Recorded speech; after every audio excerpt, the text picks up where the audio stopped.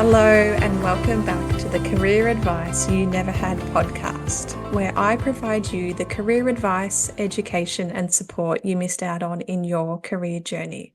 I'm your host, Angela, and today I'm very excited to share my first career story.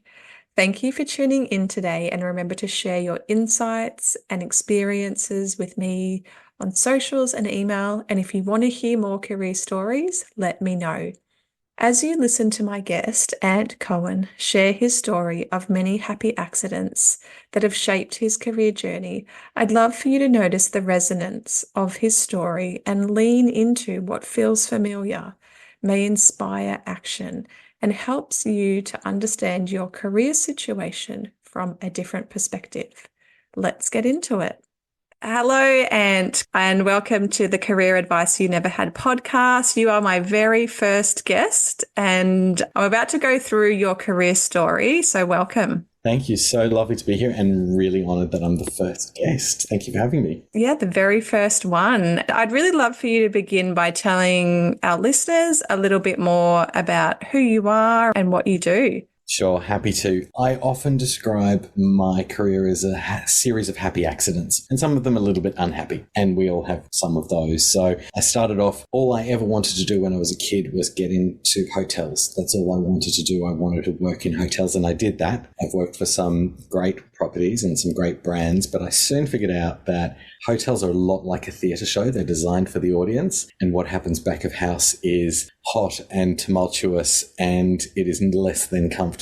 I found myself, when I was working for the Hyatt Group in Sydney, a colleague of mine got a job with Qantas, and she was talking about how amazing it was working in Qantas reservations. This is pre-internet, so people actually used to call up and make their bookings over the phone, which is almost hard to believe these days. Just so happened that they had a recruitment drive about a year later, and I applied and went through the process. That began, I suppose, the really formative part of my career. I spent 16 years at Qantas, and the great thing about an organisation as large as that is that you've got lots of opportunities to develop or to grow your career. You really are in charge of your own career, I suppose, in a sense. And so I started off in reservations, taking bookings for Sydney to Melbourne. Again, kind of hard to believe that actually happened in today's day and age. And then found myself moving in the organisation as I started to recognise that I really enjoyed the industry. I enjoyed some of the complexity of it. And I had a bit of a talent for some things, or so I was told. And we'll get into some of that probably a little bit later. But I started off in reservations, then moved to marketing. And at one point, I was part of a group that we called Relationship Marketing, which today's Qantas Loyalty. It has hundreds of people. Back then, there were about 18 of us. And I managed all the systems and processes of frequent flyer, and then decided I wanted to learn about how the airline actually operates, and spent about 7 years in the control room and managing crew, cabin crew and pilots all across the world. And then through some restructures, ended up back in marketing and doing crazy but amazing things like bringing Oprah to Australia and dealing with John Travolta and the Olympics and all of those really big sponsorships. And they were really, really interesting until I was made redundant in 2014. There were a lot of us at that point. The organisation went through a restructure and then moved into telco, into NBN, which I joined for 3 years then, looking after all of the brand and marketing and partnerships for that organisation. Went off to do something else for a couple of years and then actually came back, and that's where I am today. But at the same time, at the beginning of COVID, before coming back to NBN, I started a charity because at that point I'd been made redundant. The pandemic was about to hit, and created a charity that helps people who are looking for work or who had been stood down at the time. And 4 years on, that continues as my passion project, I suppose, in addition to my day job. But I should also be really clear that my day job knows that I do that, and then they're fully supportive of that. And career's been a combination of marketing, hospitality, guest service, security. Who knows what's to come in the future. Wow, what an interesting kind of ride that you've been on. A few ups and a few downs along the way. We met through Project Place. I wanted to know a little bit more about the journey of Project Place. I came on board just a little bit after that beginning point. I've heard you talk about it a little bit, and I'd love to get to know a little bit more about those beginning points that really sparked that, seeing as though you've come from all these different angles with your career, these different skills that you've got. If you could take us back to that moment. Sure, happy to. I often joke that I accidentally started a charity, but that's exactly what happened. It was an accident. As I said, I've come from a very corporate background with a diverse and rich, I suppose, history in different roles. At the point of January 2020, I had been made redundant. Then we started to head towards a lockdown, and I'd actually just got a new contract in the hospitality industry, and about a week later, the clubs and hotels were put into lockdown. So I sat up one night and still remember it, thinking, well, there are a whole bunch of people who I know from my Qantas days mainly and other airlines. My partner's a musician, and these industries are probably about to be hit quite hard. So maybe there's something I can do to help them put food on the table. And really, that's all it was at the time. I put a call out on LinkedIn and said, does anybody have any jobs?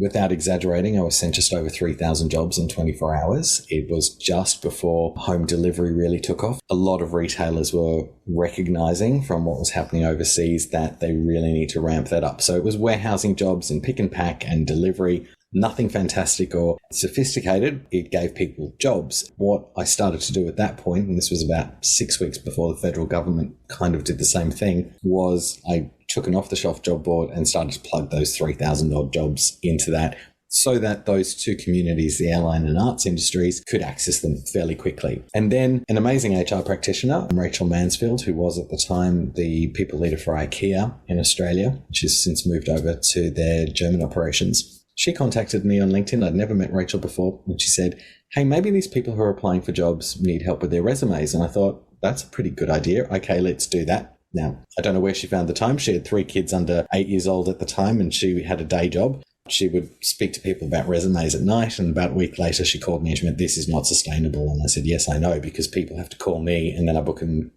into Rachel's diary. So she started to reach out to her HR network, and it grew very quickly from there. By June 2020, we dropped the job board. I never wanted to be a version of a job board. We had amassed an amazing group of individuals. I think you were included by that point then, of HR practitioners and recruiters and career coaches who all felt that there was an opportunity at that point. It was right to give back, particularly whilst maybe their day jobs were a little bit slower. So we had about 150 coaches, and we still did that original service that Rachel offered, which was the resume review, and we grew it to 9 services, which we still have today. So there's resume review, skills assessment, there's how to improve your LinkedIn profile, general career coaching, job interview preparation. We help people with their mindset. And later in 2020, we added psychologists and mental health first aid people to help people really deal with the mental health and confidence issues that sometimes come with being jobless, of losing your job or needing to search for a long time. We've all been through various phases of that. By the October, we became a registered charity. We still had amazing coaches, and we just celebrated our 4th anniversary, which is almost impossible to believe. And it's only thanks to people like you who volunteer your time and your expertise to help the individuals that reach out to us. And we help people all over Australia, primarily people who are unemployed, but we can also help people who are maybe working casual jobs or part-time jobs whilst they look for full-time work.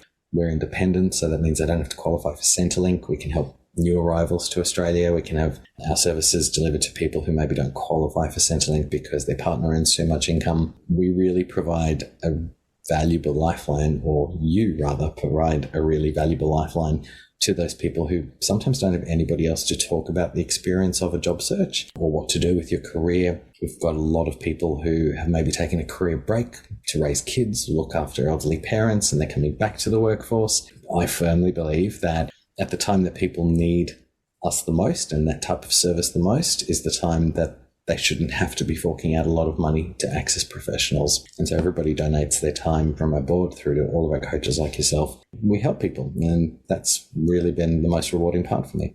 It is truly a rewarding organisation that you have. I remember when I stumbled across you on the internet, I had this need to be able to help people. I went, how can I help? I feel like I need to give back. I felt like I'd opened up time as well. And I remember finding, and back then had a different name, and we might also talk a little bit about that as well.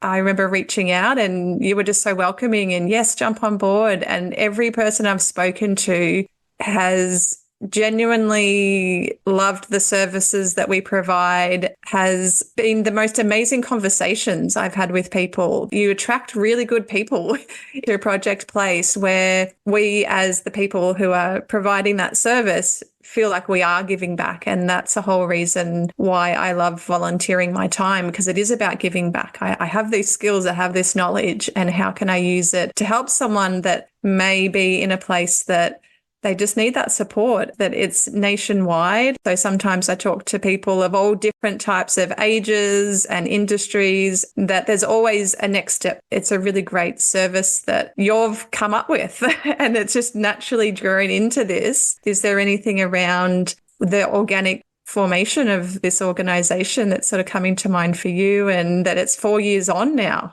Yeah, 4 years is kind of crazy. It seems like the longest time, but also the shortest time. You mentioned the name, and that is important. We started off as Project Displaced because people were being displaced from their normal roles, and we kept that name up until last year. And then at a board level, we had a conversation, and also with the coaches, around we wanted to keep our identity, but we also wanted to reflect that times have changed and something a little bit more optimistic. And so Project Placed was kind of a natural evolution almost for us.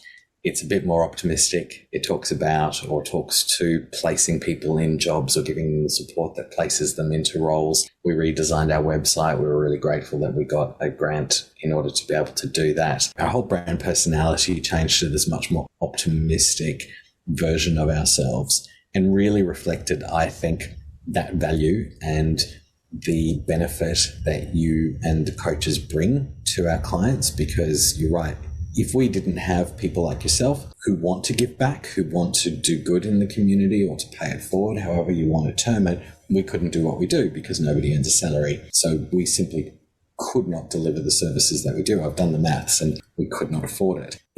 The new brand is reflective of all of that and the benefit that we provide people, and it really resonates with our clients. They totally get what we do, albeit some people still think that, when they first find us, they go, well, what's the catch? This sounds too good to be true. Nobody offers anything that's truly free. Well, we do, and we really encourage more and more people to use us, because the advice that you and the coaches deliver and that we've delivered with our services, and at some point we did webinars as well each week, and we're about to do some more in-person workshops as well, but those services can literally change people's perspective and thinking and take them from a place that can sometimes feel a little bit hopeless or helpless to one of positivity and confidence. That's really one of the driving things behind what we do, and it's on our website. We talk about helping people not only cope and survive in the moment, but to thrive into the future. And we want to see people get not only jobs, but we want them to be really happy and thriving in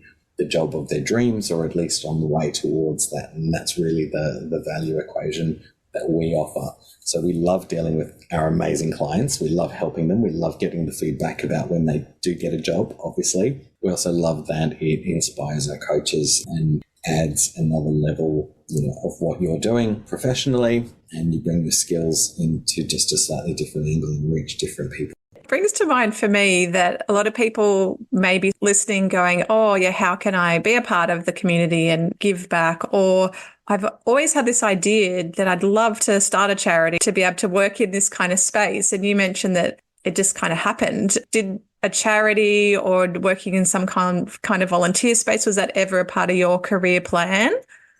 It wasn't part of my career plan, but when I was about 14, I suppose I've always had this version of me that wants to do good or to help. Again, this is pre-internet. And so when I was about 14, I decided I wanted to volunteer. And I look back and go, this was really kind of cheeky and almost obnoxious. I wrote to all of the charities that I could think of, and I said, I want to volunteer. Send me your prospectus and I will see whether, your values align to mine. Kind of looking back, it was really obnoxious for a 14-year-old to do. I ended up volunteering for a long, long time with the Red Cross, particularly Red Cross Youth, because I really liked what Red Cross stood for at the time, and got involved in designing and developing and delivering programs for disadvantaged youth across New South Wales. And so I've always had this kind of altruistic, I suppose, element to me, and that's always been really important for me to give back. I'm a real sucker for those stories where, people are doing good for others.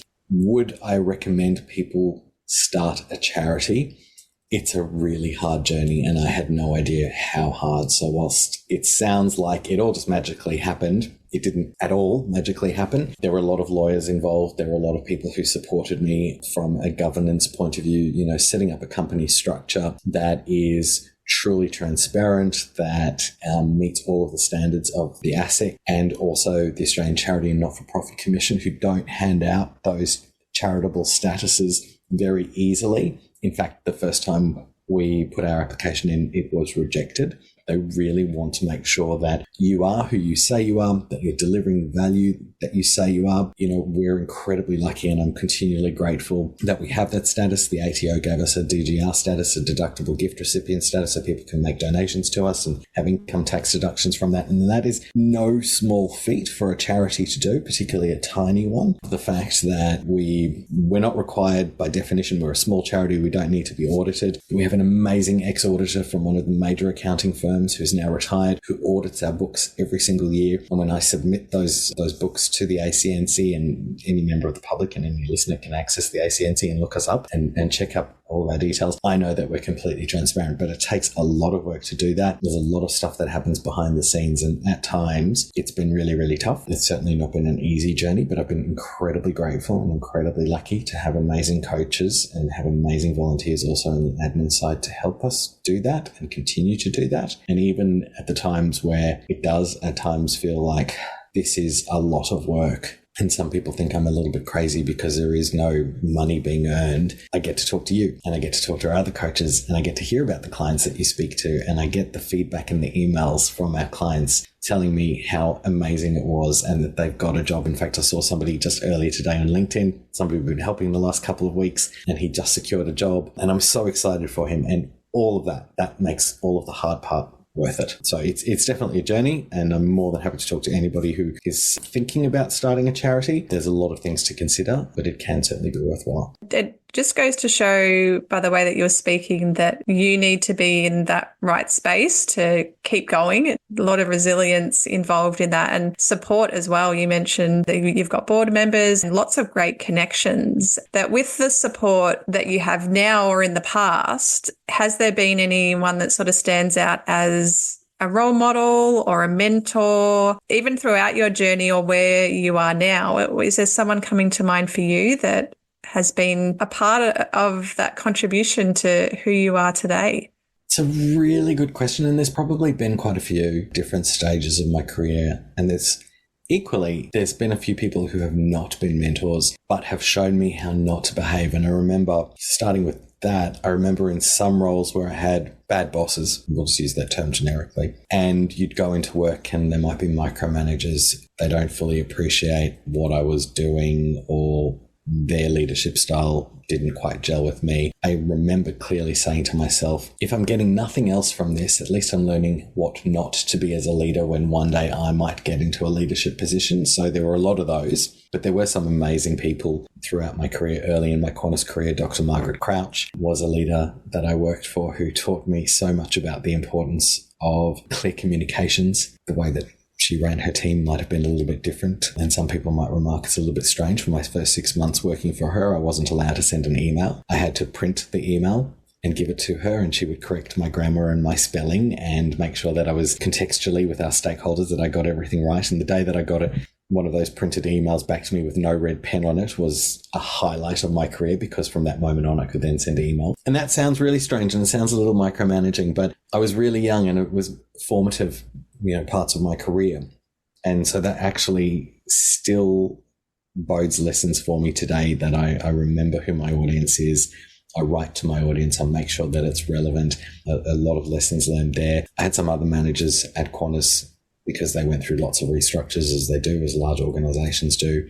Leaders who really believed in me, who gave me opportunities instead of making me redundant, and having really frank conversations with me around the fact that this might not be the perfect fit for me, or I might not see this role as being the perfect fit for me, to trust them. And I've learned to trust people who trust in me, and I'm really grateful to those people in more recent years. And as far as Project Placed is concerned, I've had amazing mentors and supporters. We mentioned some of our board members. There have been a couple of early backers, supporters of ours and of mine in this journey, because if it weren't for them, I probably might have given up, or we wouldn't have been able to do what we do and continue to do what we do. Yeah, so that support system at the moment and throughout that journey has been quite important by the sounds of things. It is interesting to look back and go, what are the things that have helped me? And looking at people and the way that they manage that don't resonate with you is a really great example. It kind of reminds me when people come and say, oh, I'm not really sure what it is I want to do. And we can start with the don't wants, because that can give you a clear picture of what doesn't resonate with you and what wasn't helpful, and that you went, I'm not doing that. And then you can flip it into, yeah, well, this person, even though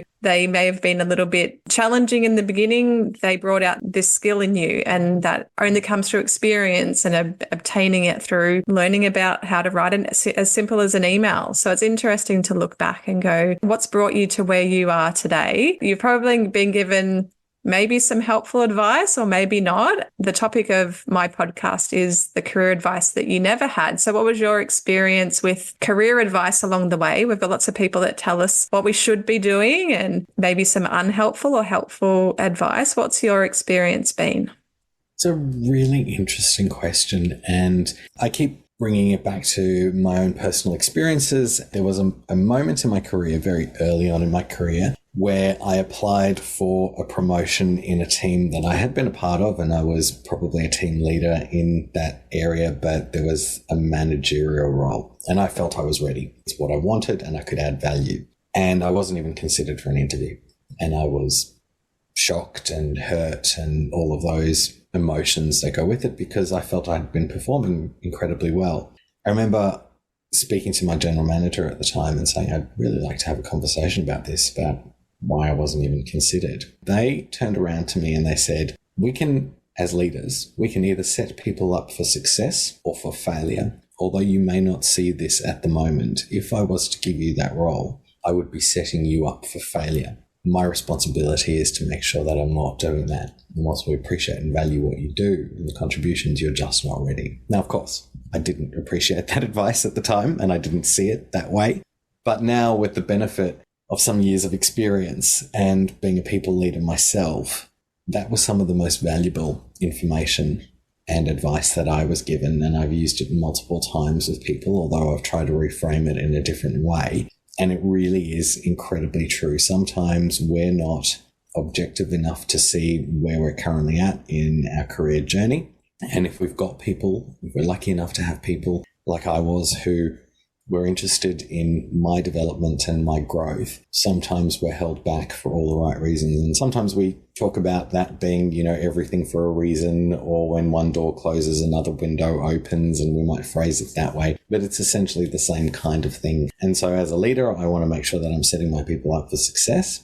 As somebody who is also a job seeker from time to time, somebody who faces disappointments and also faces great triumphs from time to time, I want to make sure that I'm also following that advice, and I have to look back and go, is this a situation where I'm setting myself up for success or for failure in terms of my job?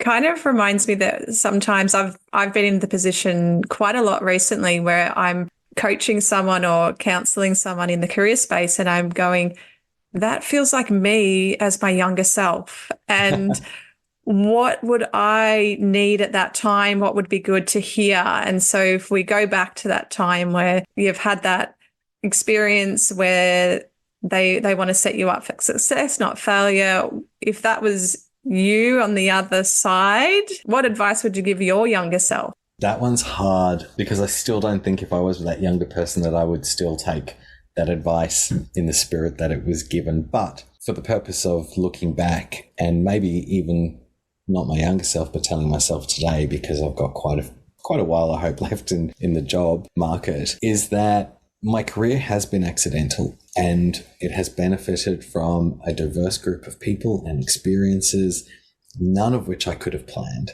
And even the most deliberate people that have worked with me and for me over the years, who've gone, I know exactly what I want to do. I'm doing this degree and I'm going to get this job and my career progression is going to look like this. Naturally, it's never really looked like that, because life gets in the way, and accidents, happy accidents and otherwise, also get in our way. So I still look at where I am today and my earlier self and go, trust the process, trust my intuition, make myself a little uncomfortable from time to time because I know that it can also pay off. And again, to the point of, is this going to set me up for success or the best version of myself, or however I might phrase it these days, to really align it to my values as well, because I've become a lot more cognizant of those. So I think it's a little bit of a combination answer there, and I'm not sure I have the perfect answer, but I've hopefully become a little bit more comfortable in helping myself on this journey. And it is one of those reflective moments that if we ever had that chance again, or looking at someone that reminds you of you, it's nice to know that, oh, I might get that second chance to give someone else what they might need. And as you're talking about that careers happen and that you can plan them and then life happens, there is a theory around that I love telling people about, and it's called planned happenstance. When I found out about that, when I was studying career development, I went,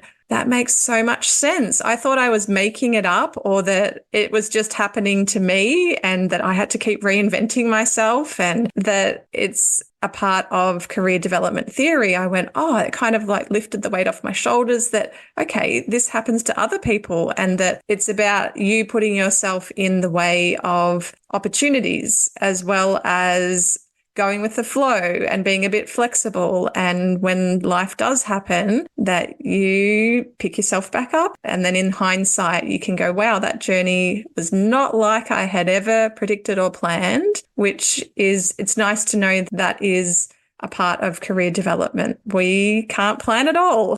It's a really nice thing to know. And I'd never heard of that before. A bit like you, that kind of makes me feel better, because otherwise, I kept thinking it is exactly as you said, it's something that only happens to me, or, celestial beings made it happen, or whatever it is. I think that it's just happenstance. To your point, it does happen. I remember sitting in an interview and I'd gotten all the way through a long process, and it was a job that I really wanted. It was way back in my career, and I got to the final interview, and I remember having an out-of-body experience. I gave the answer to the question that was so wrong. I could not have been more wrong, and I was floating above me, and I could just see this, and it was almost like I was crossing my arms and going, there is nothing I can do to avoid this car crash. Like, I don't know what's coming out of your mouth right now, but I just can't do anything, and we'll leave it at that. And naturally, I didn't get the job. I think of that now as an accident of fortune, because that organization about 6 months later went into liquidation, and instead of going to that business, I went to Qantas, and obviously my career has progressed from there, as we discussed earlier. But I thought that was just kind of almost accidental that I did that. There was probably something at play, and it was part of my career journey,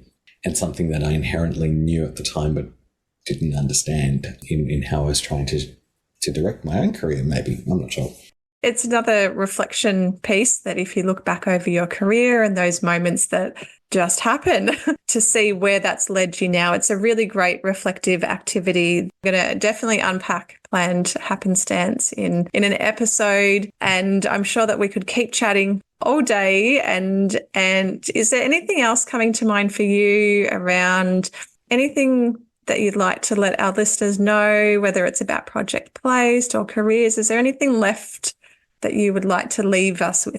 I'm always happy to plug Project Placed. I think that, the one thing that I learned the first time I was made redundant, and the first time I lost my job, which really, really surprised me, was that loss of identity. It was much bigger than I thought it might be. We've got a couple of terrible things that we do when we first meet new people. That is, we ask them where they live and we ask them what they do, and we make judgments from there. And when you can't answer that second question, even your family starts to lose a frame of reference with you. I was no longer Ant who worked at Qantas, or I was no longer Ant who worked at NBN. And not having that anchor point rocked my world and my confidence, and I had no idea how to deal with it. And so anybody who may be listening, who may have experienced that, or may be experiencing it, even whilst they've got a job that doesn't quite fit right with them, and that sense of identity loss is almost a little bit like grief. Please have a chat to us. We have amazing coaches like you who operate 7 days a week. It's all done over Teams or Zoom. It's free of charge. I promise there's no catch. Everybody is worthy.